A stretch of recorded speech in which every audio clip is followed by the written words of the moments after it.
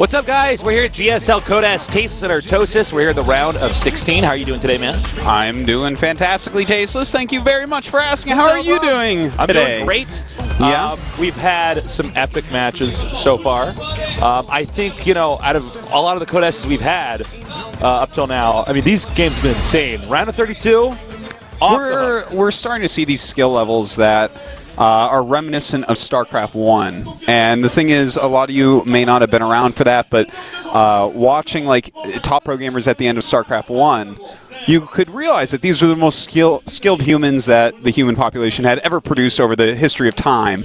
So we're starting to see that again, where you look at it, it's just like, how do you even do all this? Well, this is amazing. It's amazing because it was fun to see StarCraft 2 Wings of Liberty start to get figured out. But, yeah, now we're at the point in time where the builds are so solid. We're really seeing an incredible metagame here.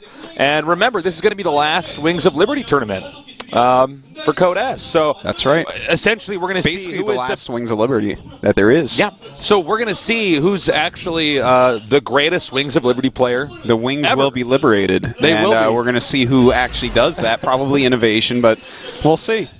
God, Innovation is so good. Yeah. Hopefully we get a Protoss through today. Protoss is getting a little sparse. Yeah. Here in Code S. Well, don't worry. The boss toss is here today. I think he has a good chance. MC, I predict to get out. I'm not sure about other three. What about you? Lucira for sure. Lucira is going to get out of this group. I hope MC with him, but it could be anybody. Well, I'm just hoping we're going to have a pretty balanced Final Four. Two of one race and one of each of the others. So that would be nice. We actually get that a lot of the time. Like, even if you only get one Protoss through, let's say MC doesn't make it or Parting doesn't make it, and just one of them makes it, both those guys are top four. Both those guys are finals contenders. So it's not something that can't happen. We definitely could have that balance up there. But we also could have, yes, Tasteless, we could have 6 Zergs in the round of 8. That could happen. Have that. Yeah. So we'll have to see. But yeah, MC, again, we're especially excited to see him playing today. MC is one of these guys that he really forces his way through the tournament. He was winning a lot early on in StarCraft 2 with just impeccable force fields, a lot of these Sentry, the Zealot timings. Now, he's just so standard solid.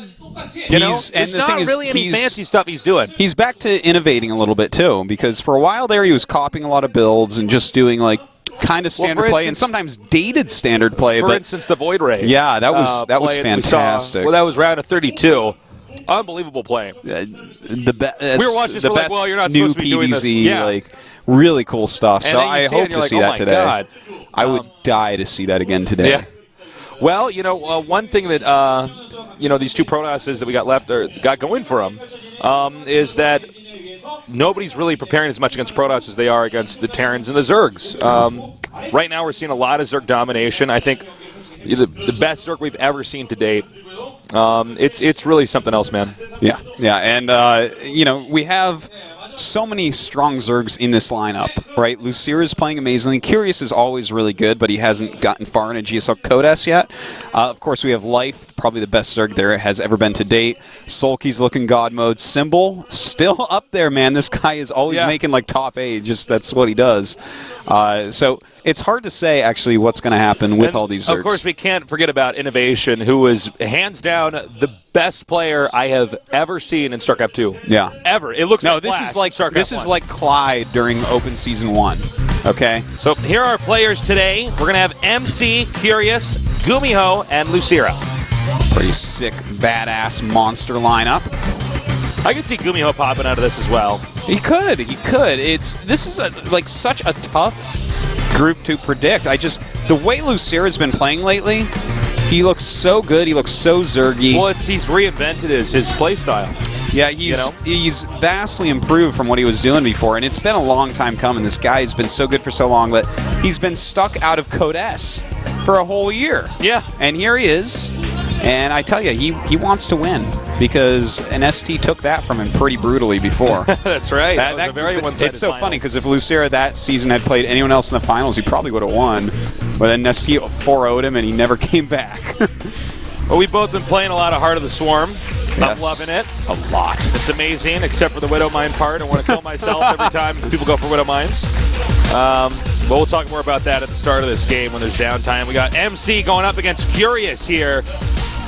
Let's take a look at these two players. 뒤쪽에서도 병력 또 올라오고 있고요. 장민철!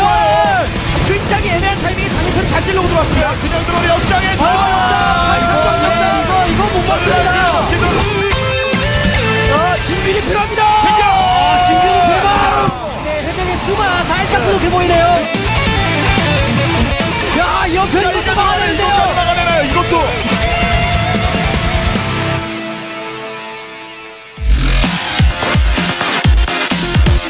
And we're back. MC against Curious coming up here. No, Widow Mine seriously make me want to kill myself, man. I'm sorry to hear that. Why can a mine shoot an air unit? Well, here's the thing. Would you be happier if it was called the Widow's Underground Scud Missile Center? Yeah, I would be, actually. Okay, well, I'm going to go ahead and maybe post that on the Battle.net forums. Yeah, let's let it know. Hey, Tastos is here. Can we change this to the Burrow Turret 5000? The Widow. Yeah.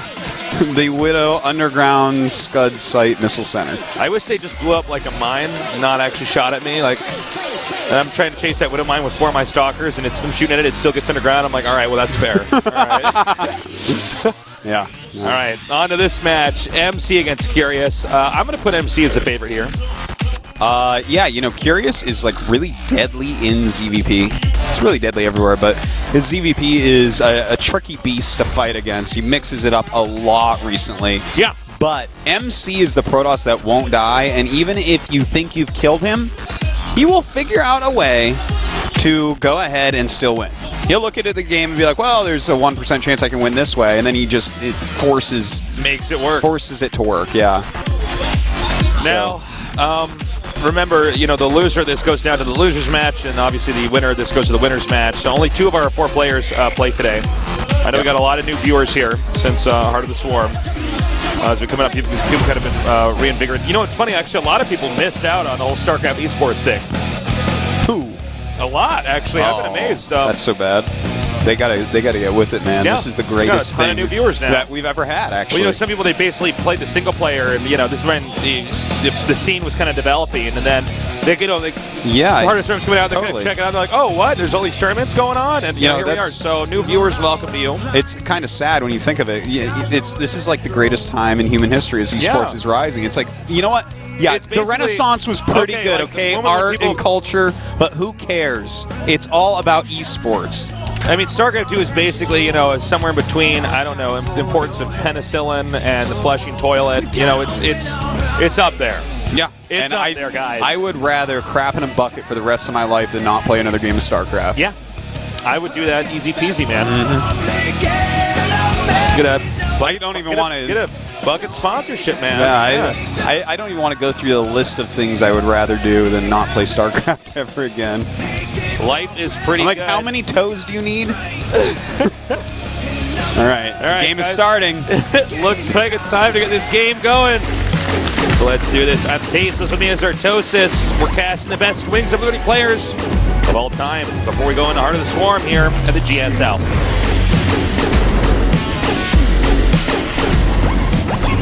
All right, in the upper right, we've got our Protoss player, legendary, one of the few Protosses left. He is SKMC.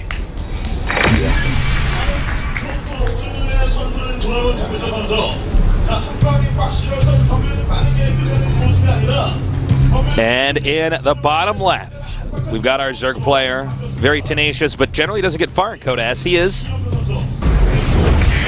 StarTale Curious. Yeah, he is the Sisyphus Zerg, Tasteless, because he falls to Code A every season that boulder roll and back comes down the back. mountain. Yeah, every season he falls down, comes back into Code S.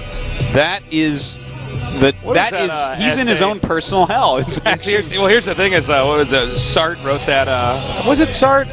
I studied philosophy, so I want to make sure I get this right. I don't know Sartre, but I do know a Sartre. Pushing up. pushing the boulder up the mountain, but then you must realize that as the boulder rolls back down the mountain, that at that moment Sisyphus must be happy that he at least got to watch the boulder go down. But in this case with Curious, it actually sucks because he's the boulder and he rolls down to Code A. So I guess that's a good way to put it. And I gotta look that up. To be fair, though, he's top 32 in the world easily. So. Oh yeah. No, it's not Sart. It's Camu. I got it. All right, just came to me. Camu. Sorry, not Sart. Oh, okay. All right. Well. Looks like that degree paid off. That degree I never quite finished paid off. Yeah, that's. Well, I got to look kind of smart for a period of time here at GSL. Tasteless actually got his phone out and looked on Wikipedia, so no one believe him. That's not true,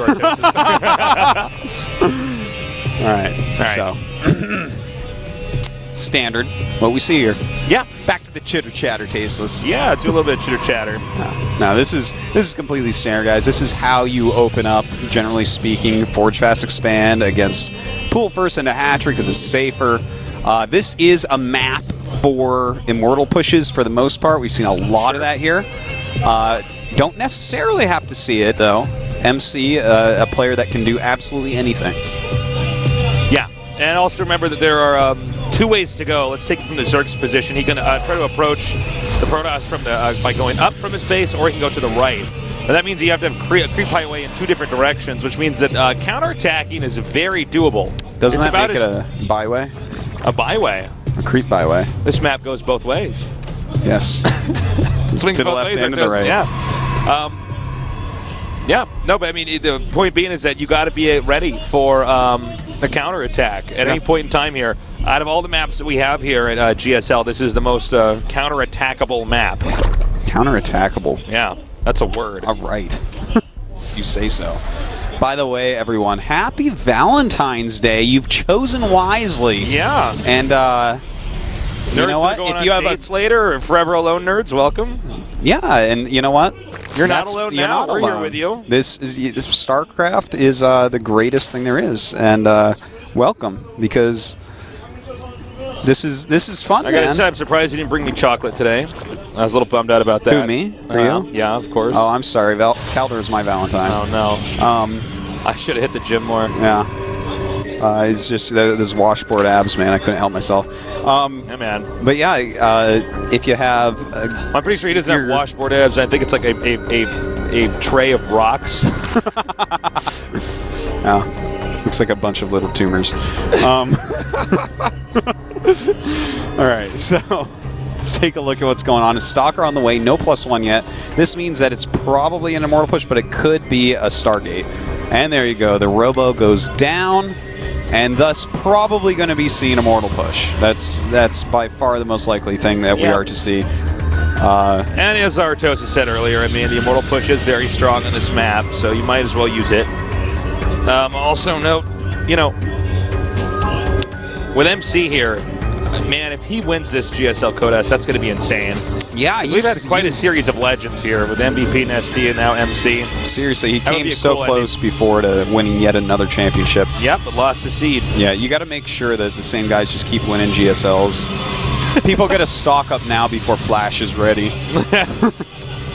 By the way, innovation, man, the closest I've ever seen. Actually, it looked just like it was Flash from StarCraft 1. Yeah, it was pretty Flash fantastic. is not bad in StarCraft 2, but he's not comparable to what he was in StarCraft 1. Not yet. Not yet.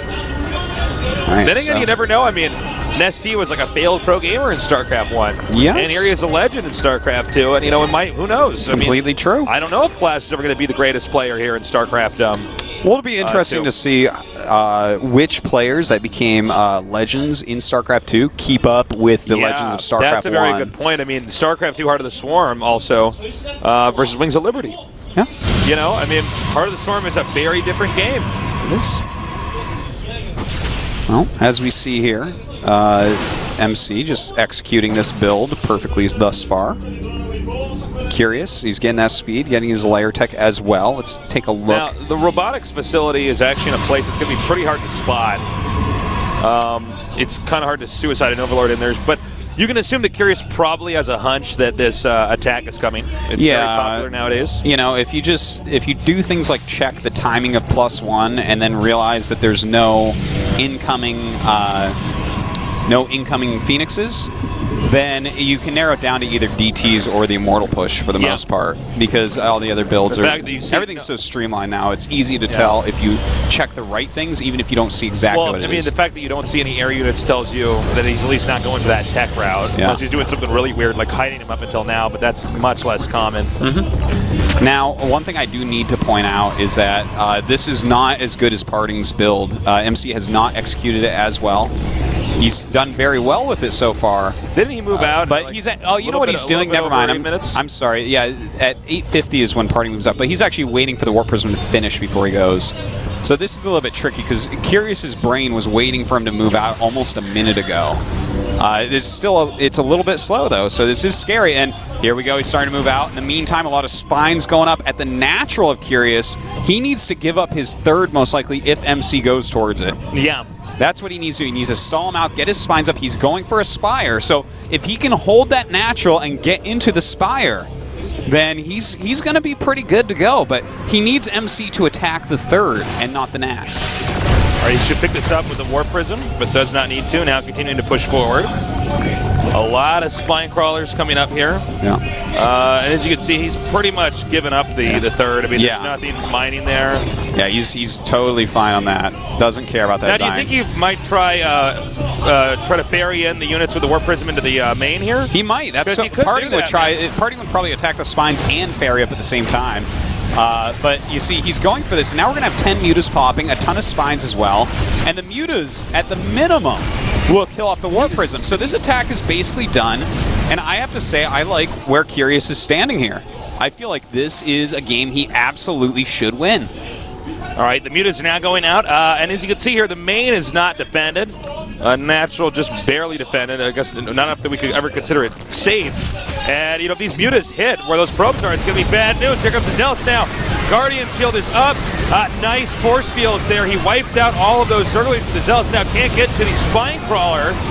Picking off some of these Queens now as well. The Mutas going to the main base of MC. The thing is, the Mutas could be back there helping out, but he's decided he has enough spines, and this is going to force MC into a terrible spot. He basically just has to all in from here. He cannot tech up from behind, and here we go. Yeah, we're going to see. Like he's probably going to hold this. Yeah. I think he's actually fine. And the Immortals are all still at full health. But remember, he's not going to be able to warp in more units at this raid, you know, because he's going to lose all the probes. So the last little 2 suckers you saw there, he'll probably get 1 or 2 more in there. But you know what? Actually, wow. Okay. You know, it's the Immortal push is a pretty good push, Tasteless. As it turns out, yes, it is. Well, the thing is, with no probes left over, he just needs to pool up enough units to kill this army, which should still probably be doable. But actually, he's not been larva injecting for quite some time. You know, another thing to note is all he has to do is get rid of the Stalkers. I mean, yeah, the Sentry's going to attack here too, sure, but I'm actually surprised he didn't actually just go straight up the ramp right away, you know? Yeah. Well, MC's slowly but surely trying to make his way up, and the Lings actually get a pretty good surround. The Muta's coming down for a little bit, but he probably wants to bring the rest of his Mutas home. He needs to hit this with everything.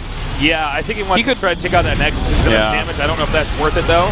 The thing is, as you can see, the Immortals, by the way, are making quick work here. He wants the Immortals to actually take the damage now since the Mutas are the real threat here. Yeah. All that matters is killing these Stalkers. So every drone being pulled, not too many force fields left, but enough to really screw up those drones. Trying to target down the Mutas. Can he kill off these Mutas? No, actually, Curious wins. He's fine. And he's got just barely got enough units. Is that GG? Well done by Curious. A good hold. That was a cool game. Yeah, everything went as Curious planned. You know, he got the spines up, he gave up that third base, he went for the Mutas. You know, it's a tricky thing because you want to keep the Mutas home to defend, but if you don't kill the probes, MC will get enough to kill you off. I feel like, though, with that particular push, I wouldn't have mind him sniping the Warp Prism, then maybe going, you know? Yeah, because then there's no reinforcements. He's trying to warp in at home, but you have too many Mutas. I feel like that might have been a slight. Then again, I mean, if he killed the Warp Prism before he went out, the game probably would have normalized. I mean, almost in a way, it's almost good that MC kept pushing. And then tried to, you know what I mean? It's like one of those weird factors where, in fact, if he killed the Warp Prism, he would have warped the Stalkers at home, probably defended that, and then MC would have had to go home and start upgrading, and Curious tried to secure a third. So, you know, I do want to say, I feel like Parting may have killed Curious there. Just the more swift move out and the like cutthroatness of the way Parting does it. I feel like he might have gotten curious there, but that was a good hold against MC. You know, one thing to note is that with that push he did to MC, I don't think actually waiting for the Warp Prism helps you. I think the point is you get there in time. They have many more spine crawlers finished because of that. Yeah, that's very true. I'm curious to see if MC could have tried to ferry into the main. He was awfully passive when he was killing the second. Once you wipe out all the drones, just go up the ramp and end the game. Do not turn this into a micro battle. Yeah, I have to agree that. Well, that is not MC's #1 build. That's for sure. All right, well, let's see if he pulls out his #1 build now. MC is down 1 game. Curious is up 1. Remember, the winner goes to the winner match. Here to see who's going to be that much closer to moving on to the round of 8 here at Code S.